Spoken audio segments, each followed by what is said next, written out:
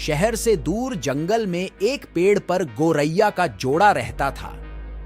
उनके नाम थे चीकू और चिनमिन। दोनों बहुत खुश रहते थे। सुबह सवेरे दोनों दाना चुगने के लिए निकल जाते। शाम होने पर अपने घोंसले में लौट जाते। कुछ समय बाद चिनमिन ने अंडे दिए। चीकू और चिनमिन की खुशी का ठिकाना नहीं रहा। दोनों ही बड़ी बेसब्री से अपने बच्चों के अंडों से बाहर निकलने का इंतजार करने लगे। अब चिनमिन अंडों को सेती थी और चीकू अकेला ही दाना चुनने के लिए जाता था। एक दिन एक हाथी धूप से बचने के लिए पेड़ के नीचे आ बैठा। मदमस्त होकर वह अपनी सूंड से उस पेड़ को हिलाने लगा। हिलाने से पेड़ की वह डाली टूट गई जिस पर चीकू और चिनमिन का घोंसला था। इस तरह घोंसले में रखे अंडे टूट गए। अपने टूटे अंडों को देखकर चिनमिन जोरों से रोने लगी।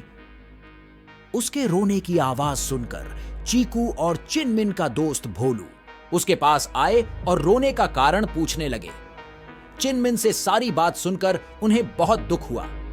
फिर दोनों को धीरज बंधाते हुए भोलू बोला, अब रोने से क्या फायदा, जो होना था सो हो चुका। चीकू बोला, भोलू भाई, बात तो तुम ठीक कर रहे हो, परंतु इस दुष्ट हाथी ने घमंड में आकर हमारे बच्चों की जान ले ली है। इसको तो इसका दंड मिलना ही चाहिए। यदि तुम हमारे सच्चे दोस्त हो तो उसको मारने में हमारी मदद करो। यह सुनकर थोड़ी देर के लिए तो भोलू दुविधा में पड़ गया कि कहां हम छोटे छोटे पक्षी और कहां वह विशालकाय जानवर। परंतु फिर बोला, चीकू दोस्त, तुम सच कह रहे हो, इस हाथी को सबक सिखाना ही होगा। अब तुम मेरी अक्ल का कमाल देखो। मैं अपनी दोस्त वीणा मक्खी को बुलाकर लाता हूं। इस काम में वह हमारी मदद करेगी। और इतना कहकर वह चला गया। भोलू ने अपनी दोस्त वीणा के पास पहुंचकर उसे सारी बात बता दी। फिर उसने उससे हाथी को मारने का उपाय पूछा। वीणा बोली, इससे पहले कि हम कोई फैसला करें, अपने मित्र मेघनाद मेंढक की भी सलाह ले लूं तो अच्छा रहेगा। वह बहुत अक्लमंद है। हाथी को मारने के लिए जरूर कोई आसान तरीका बता देगा। चीकू, भोलू और वीणा तीनों मेघनाद मेंढक के पास गए। सारी बात सुनकर मेघनाद बोला, मेरे दिमाग में उसे मारने की एक बहुत ही आसान तरकीब आई है।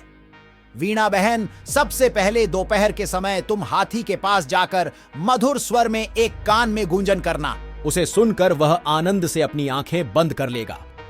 उसी समय भोलू अपनी तीखी चोंच से उसकी दोनों आंखें फोड़ देगा। इस प्रकार अंधा होकर वह इधर उधर भटकेगा। थोड़ी देर बाद उसको प्यास लगेगी, तब मैं खाई के पास जाकर अपने परिवार सहित जोर जोर से टर टर की आवाज करने लगूंगा। हाथी समझेगा कि यह आवाज तालाब से आ रही है।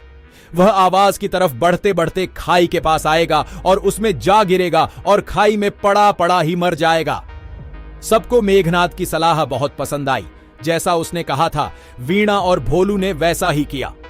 इस तरह छोटे छोटे जीवों ने मिलकर अपनी अक्ल से हाथी जैसे बड़े जीव को मार गिराया और फिर से प्यार से रहने लगे। Thank you so much for watching this video guys.